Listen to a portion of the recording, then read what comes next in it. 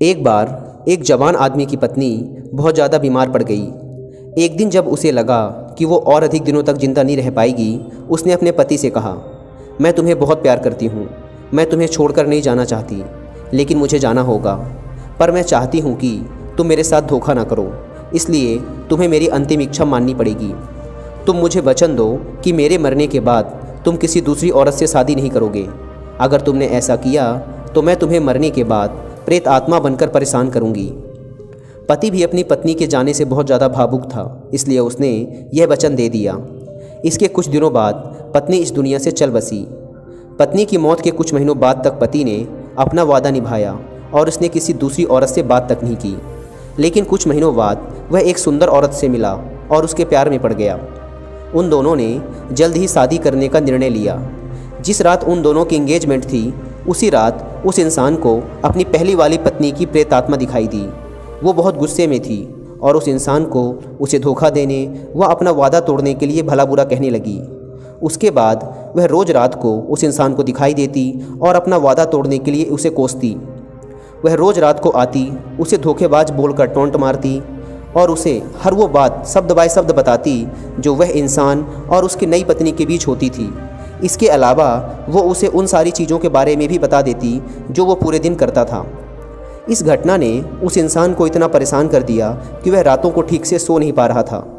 तभी उसे उसके एक मित्र ने बताया कि यहाँ पास के ही एक नगर में गौतम बुद्ध ठहरे हुए हैं, तुम उनके पास जाओ, वो तेरी समस्याओं का समाधान जरूर करेंगे। वह इंसान गौतम बुद्ध के पास गया और सारी घटना कह सुनाई।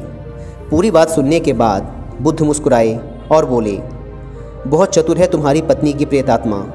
यह सुन उस इंसान ने कहा, हाँ बिल्कुल, उसे हर वो बात और काम याद रहता है जो भी मैं करता हूँ। बुद्ध ने कहा, तुम्हें उस बुद्धिमान प्रेतात्मा की तारीफ करनी चाहिए, लेकिन मैं तुम्हें बताता हूँ कि अगली बार जब वो प्रेतात्मा तुम्हें दिखे तो तुम्हें क्या करना है। बुद्ध ने उस इंसान को सारी बात समझाई।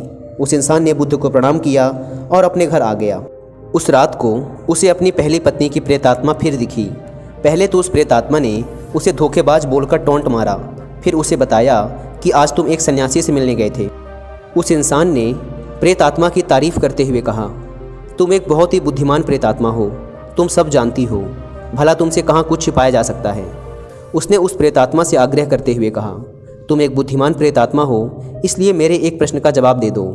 अगर तुमने मेरे इस प्रश्न का जवाब दे दिया तो मैं तुमसे वादा करता हूँ कि मैं अपनी सगाई तोड़ दूंगा और पूरे जीवन पर्यंत अकेला ही रहूँगा।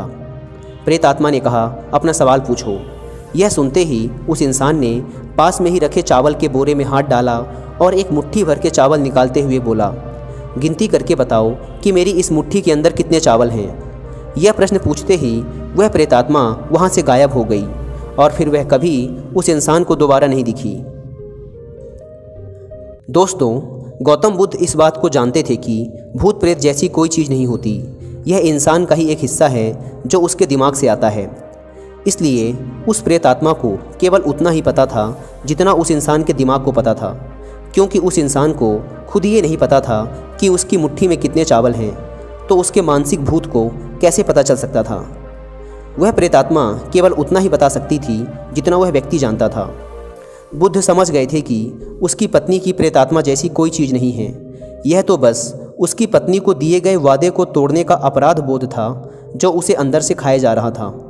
उसने अपनी पत्नी को दिए गए वादे को तोड़ने से पहले इतनी बार सोचा था कि उसके दिमाग ने उसकी पत्नी द्वारा कहे गए आखिरी शब्द कि अगर तुमने दूसरी शादी की तो मैं तुम्हें भूत बनकर परेशान करूंगी को सच मान लिया था और उसे वास्तविकता में व्यक्ति के सामने प्रकट कर रहा था। वह प्रेतात्मा उसकी यादों और इसके सपनों में इसलिए भी बार बार आ रही थी क्योंकि वह आदमी उससे प्रभावित था कि वह सब कुछ कैसे जानती है। वह मानने लगा था कि उस प्रेतात्मा के पास कोई शक्ति है, लेकिन जैसे ही वह उसके खिलाफ खड़ा हुआ, उसे चुनौती दी, वह प्रेतात्मा हमेशा के लिए गायब हो गई। भूत प्रेत इंसान के दिमाग से आते हैं क्योंकि इसने ही उसे बनाया है, इसका वास्तविकता से कोई संबंध नहीं है।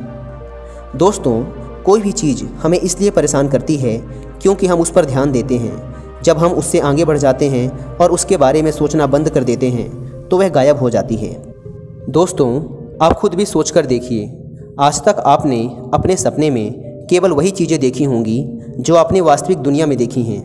फिर चाहे आपने वो डेली लाइफ में देखी हों, हॉलीवुड या बॉलीवुड मूवीज़ में देखी हों, किसी वेब सीरीज, कार्टून या गेम्स में देखी हों, या फिर आपने किसी बुक्स में पढ़ा हो या किसी कहानी में सुना हो। एक्चुअल में हमारे माइंड के पास जो भी इन्फॉर्मेशन है यह उसी को तोड़ मड़ोड़ के सपनों के फॉर्म में दिखाता रहता है और हम कई बार इन्हें सच मान लेते हैं।